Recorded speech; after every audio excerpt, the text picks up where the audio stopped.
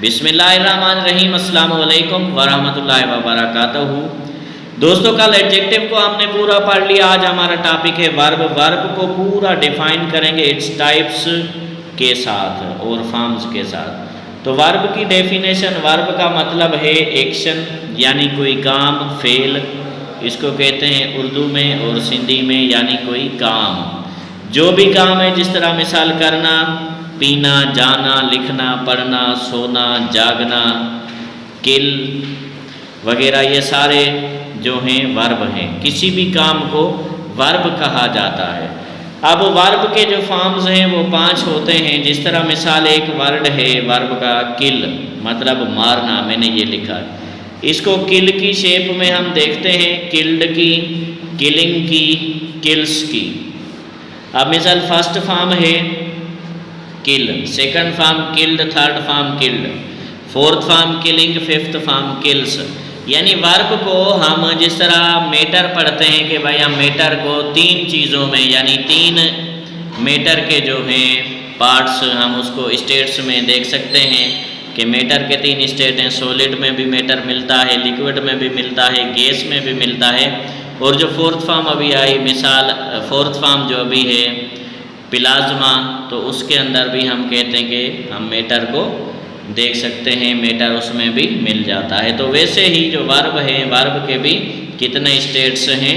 Verb के 5 states हैं। उन पे अभी बहस करते हैं। जिस तरह मैटर के स्टेट्स हैं कि मैटर के टोटल जो स्टेट्स हैं वो 3 हैं या 4 हैं, वैसे ही यहाँ वर्ब के स्टेट्स की जगह फॉर्म का नाम दिया गया है कि फॉर्म ऑफ वर्ब, वर्ब की फॉर्म्स। वैसे तो ऑफिशियल तरीके, जो ऑफिशियल फॉर्म्स हैं वर्ब की, वो 3 हैं।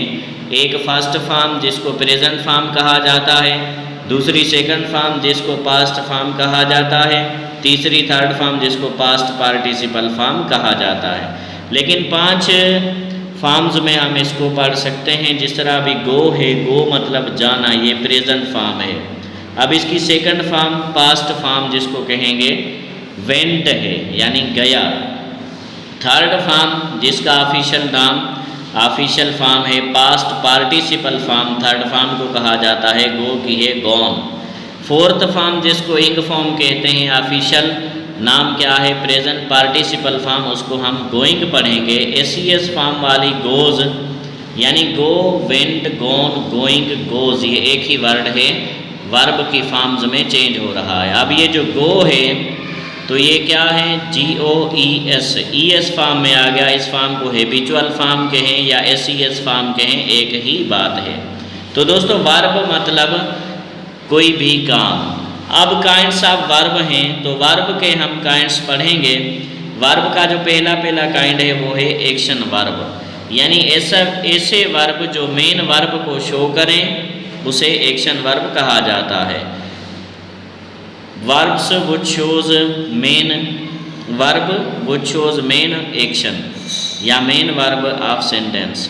जिस तरह they are killing a snake, they subject है, मिसाल आर जो है ये हेल्पिंग वर्ब है, किलिंग मेन वर्ब है। जिस तरह तो जो मेन वर्ब को शो करे वो है एक्शन वर्ड। किस चीज़ को शो करे? मेन वर्ब को। मिसाल तौर हम कहते हैं जिस तरह आई गो टू स्कूल। अब यहाँ पे गो क्या है? मेन वर्ब है। मिसाल तौर दे वर बिजी, या मिसाल तौर दे वर परचेजिंग, देवर परचेजिंग आ मोबाइल। यहाँ पे परचेजिंग जो है वो क्या है? मेन वर्ब है। या मिसाल तौर he is walking along the road, walking क्या है? वॉकिंग मेन वर्ब है। ऐसे कोई भी मेन वर्ब हैं तो वो एक्शन वर्ब हैं। उसके बाद दूसरा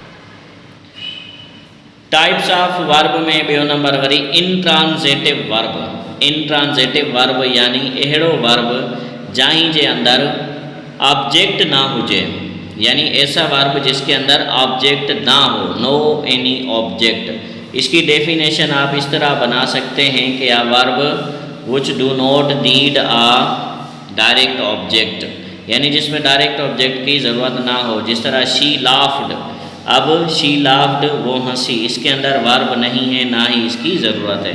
मिसाल तौर दे वेंट, मैं हमने मिसाल पूछा वो कहाँ हैं, अब जवाब मिला वो तो गए, वो गए, दे वेंट वो गए।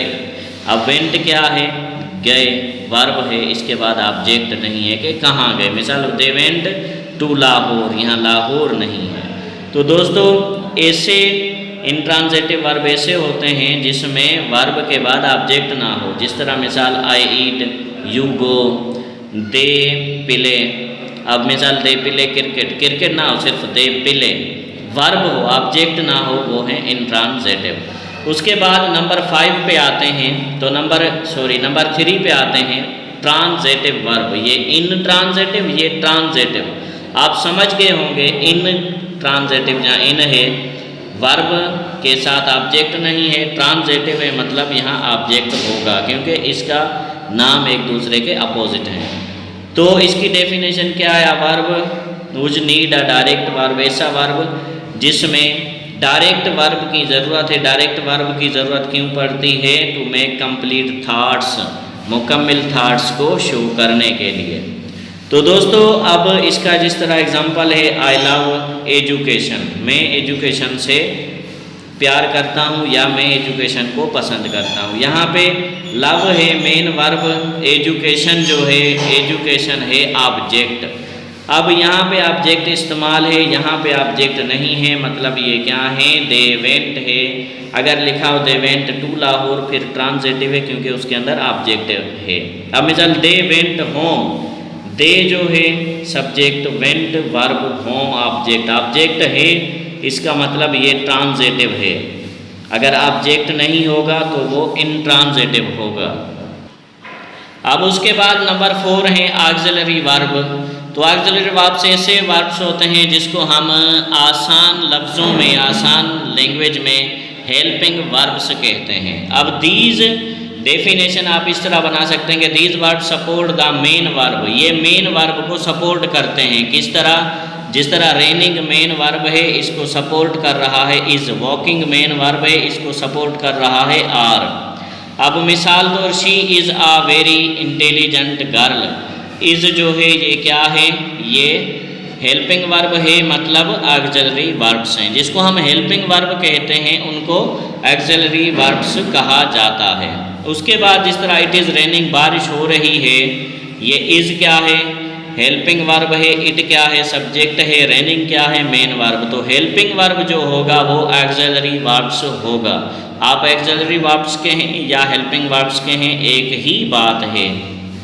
तो दोस्तों जिस तरह मिसाल they are walking along the road, walking main verb है, इससे पहले इसको सपोर्ट करने के लिए प्लूरल सब्जेक्ट है तो प्लूरल हेल्पिंग वर्ब इस्तेमाल हुआ है। जिस तरह दे आर, यहाँ ही होता तो इज़ आता, आए होता तो एम आता। यानी ये जो हेल्पिंग वर्ब हैं ये डिपेंड करते हैं किसके, सब्जेक्ट पे। जैसा सब्जेक्ट वैसा helping verb, subject singular helping verb singular, subject plural helping verb plural. और ये इस्तेमाल क्यों होते हैं, मेन वर्ब को सपोर्ट करने के लिए। Helping verbs are used to support main verb. अब उसके बाद दोस्तों नंबर 5 है मॉडल वर्ब्स। मॉडल वर्ब्स कौन से वर्ब्स हैं, ऐसे वर्ब जो एबिलिटी और परमिशन को जाहिर करते हैं, यानी verbs which show ability and permission. अब इसकी डेफिनेशन भी हम इस तरह बना सकते हैं कि वर्ब व्हिच शोज एबिलिटी और परमिशन, या अगर वर्ब के साथ आप वर्ब्स लगाते हैं तो शो आएगा according to present indefinite tense. अब यहाँ पे ऐसे वर्ब जो एबिलिटी को शो करें, जिस तरह एबिलिटी यानी काबिलियत को, जिस तरह he can drive a car, वो कार चला सकता है, ये उसकी काबिलियत है। कैन जो है ये एबिलिटी शो कर सकता है कि मैं कार चला सकता हूँ, वो कार नहीं चला सकता, कि मतलब उसके अंदर इतनी एबिलिटी नहीं है कि वो कार चला सके, और मेरे अंदर इतनी एबिलिटी है कि मैं कार चला सकूँ, ये है। या मिसाल he can drive a car, इसके अंदर इतनी एबिलिटी है, इतनी काबिलियत है कि वो कार चला सकता है। ही कैन टीच, वो पढ़ा सकता है। ही कैन गो, वो जा सकता है। ही कैन रन, वो दौड़ सकता है। दे कैन रन, वो भाग सकते हैं। यानी हर किसी की अपनी एबिलिटी है।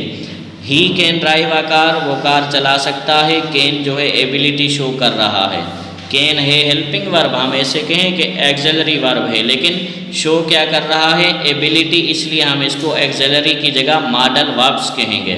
उसके बाद जैसे दे कुड फाइट, वो लड़ सके, यानी उसके अंदर इतनी एबिलिटी थी कि वो लड़ सके, पास्ट की है। प्रेजेंट में कैन, इसकी सेकंड फॉर्म पास्ट के अंदर कुड, ये प्रेजेंट पोटेंशियल टेंस, ये पास्ट पोटेंशियल टेंस है। अब एबिलिटी ये शो होती है, he can drive a car, वो कार चला सकता है। दे कुड फाइट, वो लड़ सके। अब दूसरे नंबर पे है परमिशन, के परमिशन जाहिर करें। जिस तरह मे आई कम इन, क्या मैं अंदर आ सकता हूँ, मे जो है हेल्पिंग वर्ब है यानी वर्ब है, परमिशन ले रहा है, परमिशन शो कर रहा है। कैन आई गो, क्या मैं जा सकता हूँ, कैन यहाँ पे परमिशन शो कर रहा है और यहाँ पे कैन जो है एबिलिटी दिखा रहा है। तो इस तरह से दोस्तों ये जो है एबिलिटी दिखाए, तो एबिलिटी दिखाए या परमिशन दिखाए, वो क्या है, मॉडल वर्ब्स हैं। Number 6 regular verbs. अब रेगुलर वर्ब्स क्या हैं, यानी ऐसे वर्ब जिसकी सेकंड थर्ड फॉर्म बनाने के लिए एक ही रूल हो, ईडी का इजाफा हो। Need the addition of ED at the end of them to make second and third form. जिस तरह किल है, किल्ड, किल्ड, सेकंड फॉर्म में ईडी का इजाफा, थर्ड फॉर्म में ईडी का इजाफा। वर्ड जो है वर्ब वो वही है, किल इधर भी इधर भी इधर भी। जिस तरह वाश, वाश, वाश, ईडी देंगे तो ये थर्ड फॉर्म और सेकंड फॉर्म बन जाएगी। जिस तरह wash, washed, washed, talk, talked, talked. यानी ऐसे वर्ब जिनको ईडी लगाएं सेकंड फॉर्म और थर्ड फॉर्म बन जाए तो वो है रेगुलर वर्ब, क्योंकि ये उनका एक रेगुलर है, तरतीब बनी हुई है कि ईडी लगा दो इसकी सेकंड और थर्ड फॉर्म बन जाएगी। जिस तरह अब नंबर 7 है, इसका अपोजिट है। जिस तरह हमने इंट्रांजिटिव और ट्रांजिटिव पढ़ा, रेगुलर इर्रेगुलर एक दूसरे के अपोजिट हैं। अब इर्रेगुलर वर्ब यानी ऐसे वर्ब जिसको फॉर्म ऑफ वर्ब बनाने के लिए कोई रूल ना हो, फर्स्ट फॉर्म अलग हो, दूसरी अलग हो, तीसरी अलग हो, या तीनों सेम हो, या जैसे भी हो, यानी ईडी इस्तेमाल ना हो, बाकी कोई इस्तेमाल हो जाए। अब जिस तरह go first form, went second form, third gone, third form gone. अब यहाँ पे गो है, यहाँ पे हमने ऐसे नहीं लिखा GOAD, गोड नहीं लिखा। वजह क्या है, क्योंकि ये रेगुलर वर्ब नहीं है, इर्रेगुलर, इसलिए वेंट। थर्ड फॉर्म फिर वेंटेड नहीं, गोड नहीं, गॉन, क्योंकि ये इर्रेगुलर है, मतलब ईडी नहीं आएगा। जिस तरह drive, drove, driven, see, saw, seen, think, thought, thought, burn, burned, burned, learn, learned, learned, teach, taught, taught, ETC।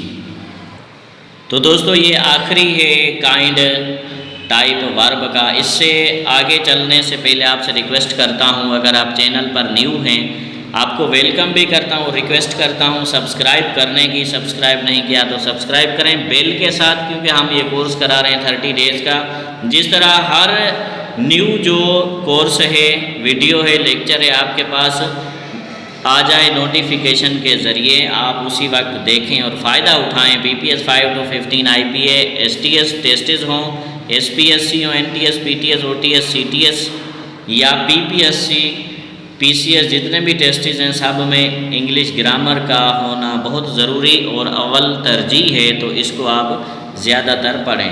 अब आखिरी जो काइंड है नंबर 8 फ्रेजल वर्ब। इससे मैं आपसे रिक्वेस्ट करता हूँ, आपने अभी तक वीडियो को लाइक नहीं किया, बराए करम लाइक करें, लाइक करना ना भूलें।